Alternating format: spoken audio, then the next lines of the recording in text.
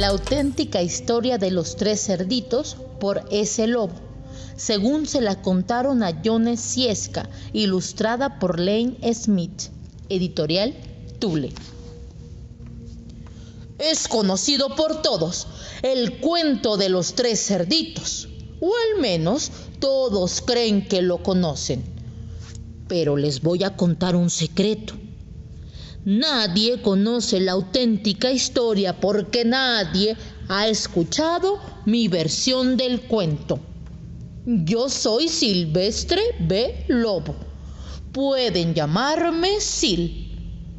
No sé cómo comenzó todo este asunto del lobo feroz, pero todo es un invento. A lo mejor el problema es lo que comemos. Y bueno, no es culpa mía que los lobos coman lindos animalitos, tales como conejitos, ovejas y cerdos. Somos así. Si las hamburguesas con queso fueran lindas, la gente también pensaría que ustedes son feroces. Pero como les decía, todo este asunto del lobo feroz es un invento. La auténtica historia trata de un estornudo y una taza de azúcar. Esta es la auténtica historia. Hace mucho, en los tiempos de había una vez, yo estaba preparando un pastel de cumpleaños para mi querida abuelita. Tenía un resfriado terrible. Me quedé sin azúcar. De manera que caminé hasta la casa de mi vecino para pedirle una taza de azúcar. Pues bien, resulta que este vecino era un cerdito y además no era demasiado listo, que digamos. Había construido toda su casa de paja. ¿Se imaginan? ¿Quién con 2 dedos de frente construiría una casa de paja? Desde luego, tan pronto como toqué a la puerta, se derrumbó. Yo no quería meterme a la casa de nadie así como así, por eso llamé. Cerdito, cerdito, ¿estás en casa? Nadie respondió. Estaba a punto de regresar a mi casa sin taza de azúcar para el pastel del cumpleaños de mi querida abuelita. Entonces me comenzó a picar la nariz. Sentí que iba a estornudar. Soplé y resoplé y lancé un tremendo estornudo. ¿Y saben lo que pasó? La dichosa casa de paja se vino abajo, y ahí, en medio del montón de paja, estaba el primer cerdito bien muertecito. Había estado en la casa todo el tiempo. Me pareció una lástima dejar una buena cena de jamón tirada sobre la paja, por eso me lo comí. Piensen lo que harían ustedes si encuentran una hamburguesa con queso. Me sentí un poco mejor, pero todavía me faltaba mi taza de azúcar, de manera que me dirigí a la casa del siguiente vecino. Este vecino era el hermano del primer cerdito. Era un poco más inteligente, pero no mucho. Había construido su casa con palos de madera.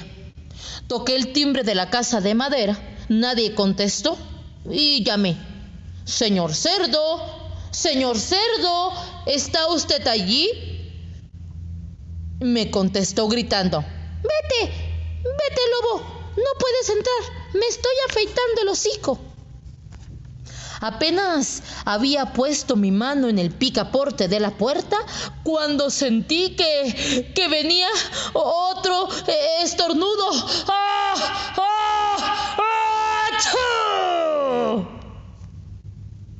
Soplé y resoplé y traté de taparme la boca, pero lancé tremendo estornudo.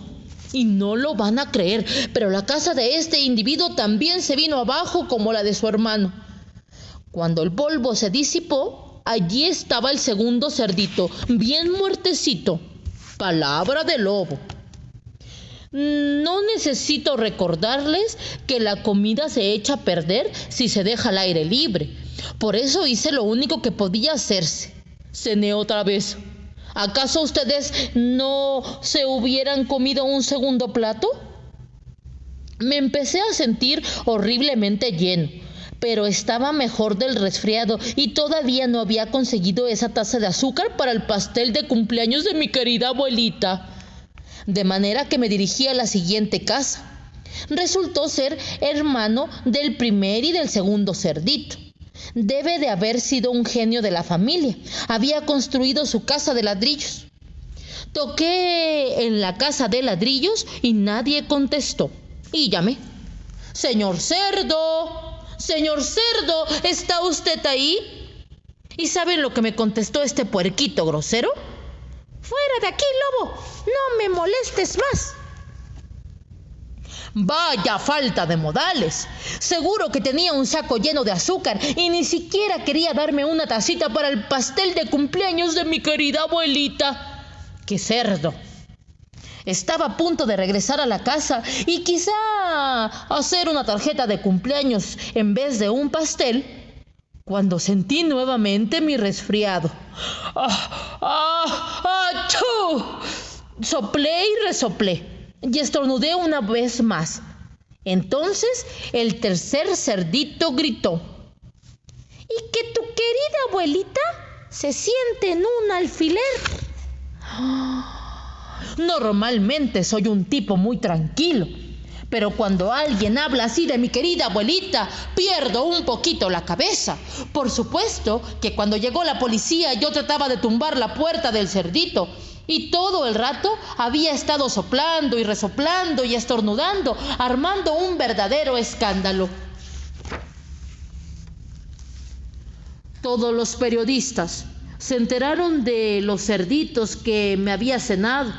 Pensaron que la historia de un pobre enfermo que iba a pedir una taza de azúcar no era muy interesante, de manera que se les ocurrió todo eso de soplaré y tumbaré tu casa.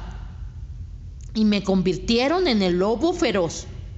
Eso es todo. La historia auténtica. Me tendieron una trampa.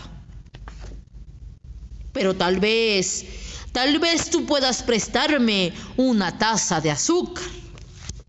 Fin.